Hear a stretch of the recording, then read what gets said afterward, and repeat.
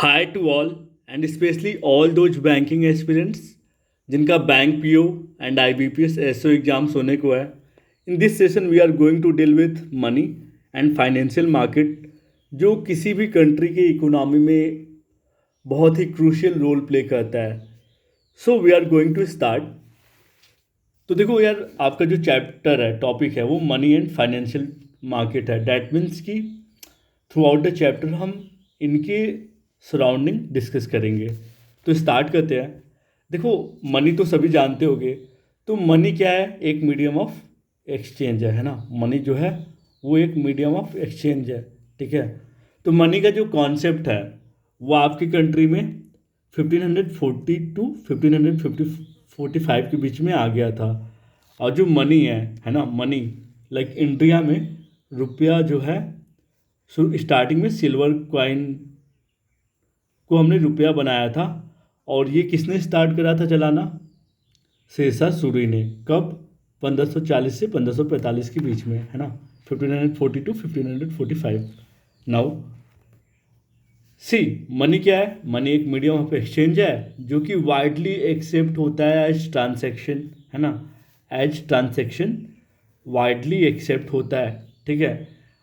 और देखो, जब आप मनी को as a medium of exchange as transaction देते हो तो आप उसमें कुछ गुड्स को, सर्विसेज को, या फिर रीपेमेंट ऑफ डेप्थ के चीज़ों को एक्सचेंज करने में, है ना. आपने कोई सामान लिया, उसके बदले में मनी दे दिया, तो आपको सामान मिल गए.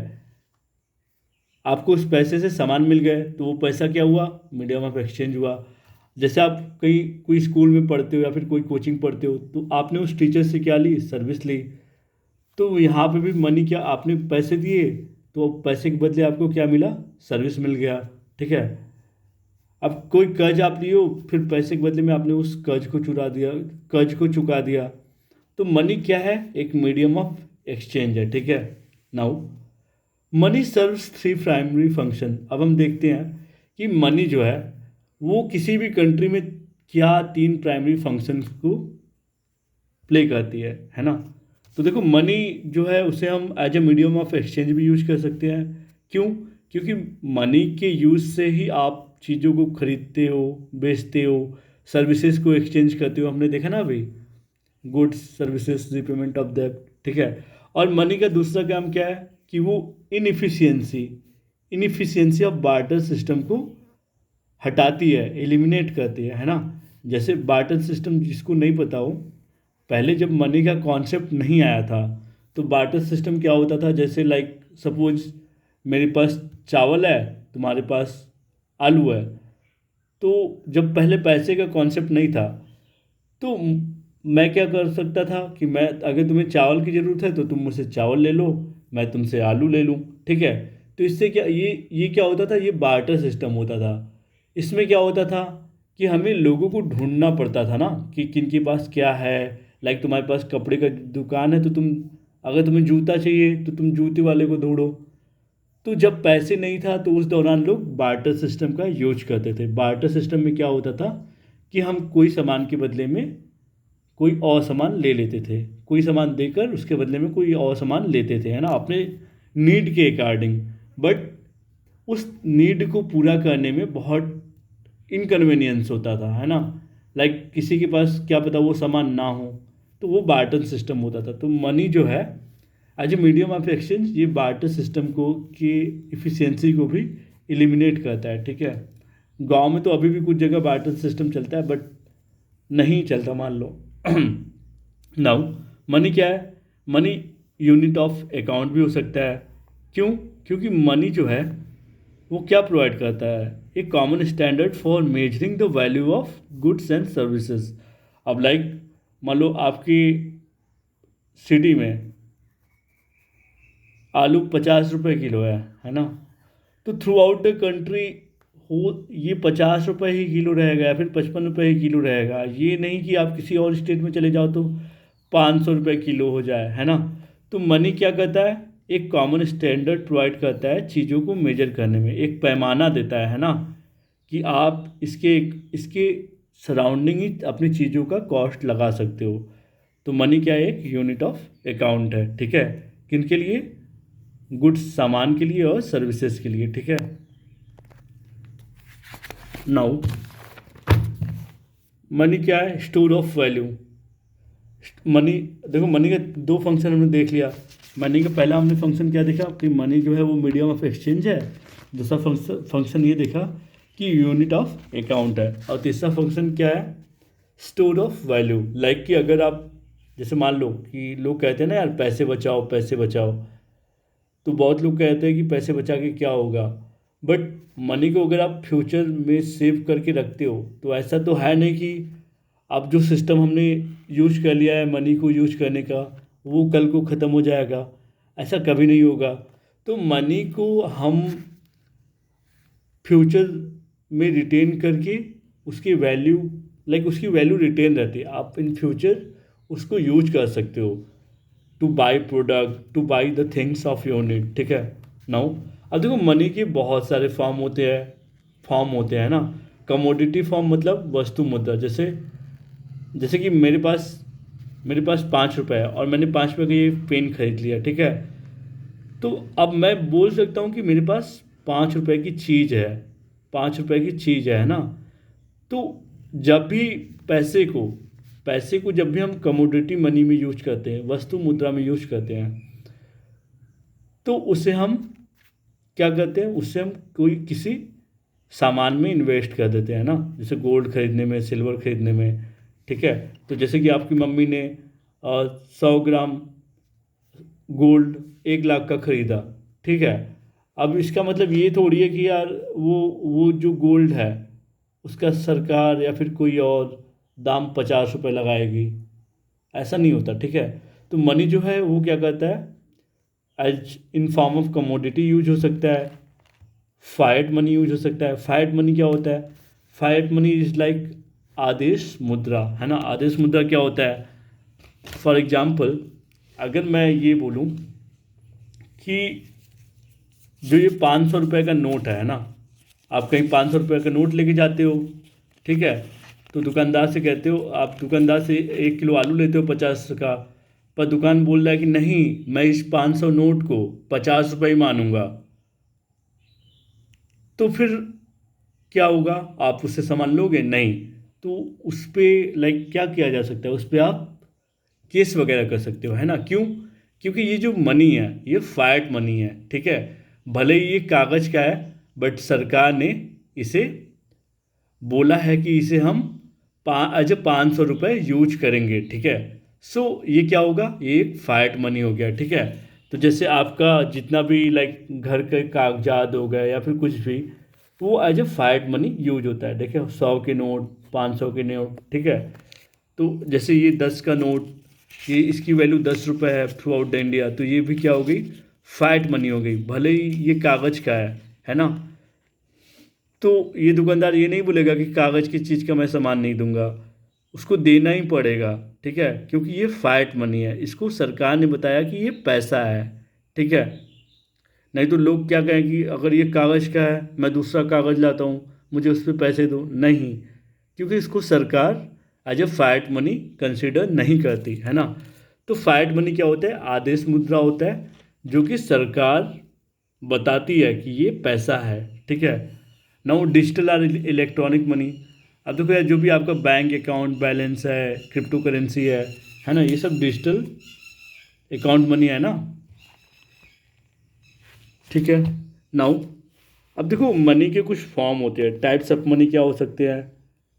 आपकी कंट्री में जो टाइप्स ऑफ मनी होता है वो मेटेलिक मनी होता है ना। मेटेलिक मनी में क्या आ जाएगा, गोल्ड का, सिल्वर का, निकल का, कॉपर का, ये सारी जो क्वाइंस है ना, इन्हें हम मेटेलिक मनी, मेटेलिक मतलब मेटल वाले यार, मेटल वाले क्वाइन जो आप यूज करते हो, कोई ना कोई मेटल क्वाइन होता है ना। अब देखो मेटल क्वाइन को हम क्या करते हैं, फर्दर हम उसे स्टैंडर्ड मनी में और टोकन मनी में और सब्सिडरी मनी में यूज कर सकते हैं मेटल मनी को, ठीक है। स्टैंडर्ड मनी, जैसे स्टैंडर्ड मनी क्या होगा, जिसका वैल्यू लाइक जैसे गोल्ड हो गया, सिल्वर हो गया, है ना, ये सब क्या है, स्टैंडर्ड मनी है, ठीक है, इसकी वैल्यू ज़्यादा होती है ना, ठीक है। अब टोकन मनी क्या होता है, टोकन मनी लाइक लेस पैसों के लिए यूज होता है ना, जैसे कुछ आपके क्वाइन हो गए, 1 का सिक्का, 5 का सिक्का, 10 का सिक्का, 2 का सिक्का, ये सब क्या हो गया, टोकन मनी हो गया। ये जो है लेस, मतलब इसकी ये लेस परचेज अमाउंट होल्ड करती है ना, लेस परचेज अमाउंट होल्ड करती है। और स्टैंडर्ड मेटेलिक मनी जो है वो हायर परचेज अमाउंट होल्ड करती है, ठीक है। सब्सिडरी मनी क्या हो गया, सब्सिडरी मनी वो मनी है जो कि टोकन मनी की हेल्प करती है, जैसे कि ऑल कॉइन्स फ्रॉम 50 पैसे टू 10 रुपीज़, ये सब्सिडरी मनी है, ठीक है। मतलब कि सब्सिडरी मनी भी टोकन मनी ही होता है, ठीक। आप एज ए टोकन यार कोई भी चीज़ यूज कर सकते हो ना, जो वहाँ की अथॉरिटी कंसिडर करे, ठीक है। Now paper money, paper money क्या होता है, पेपर मनी पेपर का बना हुआ होता है, ठीक है। पेपर मनी जो है 3 टाइप के हो सकते हैं, representative money, convertible money, inconvertible money. Representative money क्या होता है, जो गोल्ड एंड सिल्वर रिजर्व को हम क्या कहते हैं, रिप्रेजेंटेटिव पेपर मनी, ठीक है। कन्वर्टिबल पेपर में मनी को क्या कहते हैं हम लोग, जो हम फर्दर स्टैंडर्ड क्वाइन में कन्वर्ट कर सके, तो उसे हम कहते हैं कन्वर्टिबल मनी। जैसे 50 का नोट हो गया, 10 का नोट हो गया, 20 का नोट हो गया। इनकन्वर्टिबल पेपर मनी क्या हो गया, ये वो पेपर मनी है जिसे आप क्वाइन वाइन में ना बदल सको, है ना। इनकन्वर्टिबल जैसे आपके घर के कागजात हो गए, है ना, कोई ऐसे पैसे हो गए जो, मतलब कोई ऐसा कैपिटल इन्वेस्टमेंट हो गया जो ज़्यादा चीज़ें होल्ड करती हो, ठीक है। फाइट मनी मैंने अभी डिस्कस किया था, तो फाइट मनी क्या है, फाइट मनी वो मनी है जिसको जिसको सरकार आदेश देती है, आदेश मुद्रा, आदेश मुद्रा है ना, जैसे मैंने बोला ना, ये 500 का नोट क्या है, भले ही ये कागज़ का है, पर गवर्नमेंट ने इस पर आदेश दिया है कि ये फाइट मनी है, तो that's why it is fight money, ठीक है। ये आदेश मुद्रा, इसे ही फाइट मनी कहते हैं, करेंसी नोट्स को। अब देखो यार, ये एक्सेप्टेबल मनी मतलब वैसे कौन से मनी जिसको हम एक्सेप्ट, मतलब जिसको लोग एक्सेप्ट कर सकते हैं, वो होता है लीगल टेंडर मनी, ठीक। नॉन लीगल टेंडर मनी को भी, और डिजिटल मनी को भी, जैसे आपका यूपीआई पेमेंट वगैरह है, ठीक है। तो जैसे ये घर के कागजात वगैरह है, लीगल टेंडर मनी, ये सब, ठीक है। नाउ देखो, करेंसी इन इंडिया, सभी जानते हो कि करेंसी इन इंडिया कौन इश्यू करती है, आरबीआई करती है। बट आरबीआई जो है वो बस पेपर करेंसी लाइक 500 के नोट, 1000 के नोट, 10 के नोट, 20 के नोट, 50 के नोट, ये सारे नोट्स जो है वो बस आरबीआई इश्यू करती है, ना कि क्वाइंस कौन इश्यू करता है, मिनिस्ट्री ऑफ फिनांस, ठीक है। सिक्के को मिनिस्ट्री ऑफ फिनांस इश्यू करती है, ठीक है। द इंडियन करेंसी सिस्टम, अभी हमने पढ़ा कि इंडियन करेंसी सिस्टम कैसा कैसा है, इनकन्वर्टिबल, कन्वर्टिबल, ठीक है। तो वो सारा आप तो जानते ही हो, तो क्या इसको ये सब आते नहीं है, तो सब इसको देख लो। तो आप देखो, जो सिंबल हम यूज करते हैं पैसे के लिए ये सिंबल यूज होता है। ये सिंबल कब से स्टार्ट हुआ हमारे यहाँ पे, 15 जून 2010, इस बात को याद रखना। हमने 15 जुलाई 2010 से ये वाला सिंबल यूज कर लिया फॉर आवर रुपीज़, है ना। जैसे डॉलर के लिए ऐसा कुछ यूज होता है, वैसे ही हमने पैसे रुपए के लिए ये वाला सिंबल यूज कर लिया, ठीक है। नाउ अब देखो, डीमोनेटाइजेशन क्या होता है, ये एक इनिशिएटिव है सेंट्रल गवर्नमेंट का, है ना, जो ये क्या टारगेट करती है कि जितने भी डिस्पेरिट एविल है या फिर ब्लैक मनी है, उसको रोकने के लिए डीमोनेटाइजेशन होता है। अब तक आपके कंट्री में 3 बार डीमोनेटाइजेशन हो चुका है, ठीक है। गवर्नमेंट डीमोनेटाइजेशन क्यों करती है, ताकि जितने भी काउंटरफिट नोट है, फर्जी नोट्स है ना, या फिर जितने भी ब्लैक मनी है, उसको रोका जा सके, है ना। तो इससे इकोनॉमिक बूस्ट होती है यार, इसलिए डीमोनेटाइजेशन किया जाता है। तो डीमोनेटाइजेशन जो है आपके कंट्री में 3 बार हुआ है, 1946 में, मोदी वाला तो आपको पता ही होगा 1978 में, देन 2016 में, है ना, डिमोनेटाइजेशन बड़े फॉर्म में हुआ है, ठीक है। तो डिमोनेटाइजेशन में जब डिमोनेटाइजेशन 1946 में हुआ था, तो उस समय क्या हुआ था कि 500 के नोट, 1000 के नोट, 10,000 के नोट्स छपने बंद हो गए थे, ठीक है। उस समय जब डिमोनेटाइजेशन हुआ था तो जो गवर्नर थे वो कौन थे आरबीआई के? चिंतारमन देशमुख, सीडी देशमुख, ठीक है। फिर 1978 में हुआ 1978 में फिर डिमोनेटाइजेशन जब हुआ तो उसमें भी क्या हुआ, 1000, 5000, 10,000 के नोट्स को रोक दिया गया, ठीक है, मतलब छपना बंद हो गया। फिर जब डिमोनेटाइजेशन 2016 में हुआ, ये किसके शासन में हुआ था? 10,000 के नोट तो कब के बंद हो गए थे यार। तो उसमें उस समय क्या हुआ, पीएम मोदी थे ना हमारे यहाँ के प्रधानमंत्री, मोदी। तो इन्होंने जब डिमोनेटाइजेशन लाया तो 500 और 1000 के नोट्स को बंद कर दिया, है ना, क्योंकि उनको ब्लैक मनी वगैरह लाना था, ठीक है। तो ये मनी का कॉन्सेप्ट हुआ यार। अब देखो फाइनेंशियल मार्केट क्या होता है ना, हमने अभी मनी का कॉन्सेप्ट जाना, अब फाइनेंशियल मार्केट का कॉन्सेप्ट जान लो। फाइनेंशियल मार्केट क्या होता है? फाइनेंशियल मार्केट ऐसा सिस्टम है, ऐसा प्लेस है जहाँ पे कोई भी इंडिविजुअल या फिर इंस्टीट्यूशन कुछ सामान खरीद सकते हैं, है ना, कुछ सामान बेच सकते हैं। जैसे फाइनेंशियल सिक्योरिटी हो गया, कमोडिटीज मतलब सामान हो गया, है ना, या फिर फंजिबल आइटम्स हो गए, है ना। तो फाइनेंशियल मार्केट में यही सब तो होता है यार। फाइनेंशियल मार्केट में क्या होता है, चीज़ों की खरीद बिक्री होती है रहती है ना। तो इससे क्या होता है, इस फाइनेंशियल मार्केट क्या कहता है, पैसे के फ्लो को बनाए रखता है, ठीक है, इसको बढ़ा के रखता है। तो अभी हमने बस मनी एंड फाइनेंशियल मार्केट क्या है वो जाना है। अभी हमें इसके बारे में बहुत सारी चीज़ें डिस्कस करनी है, तो अभी हम स्टार्ट करेंगे। So thank you for today.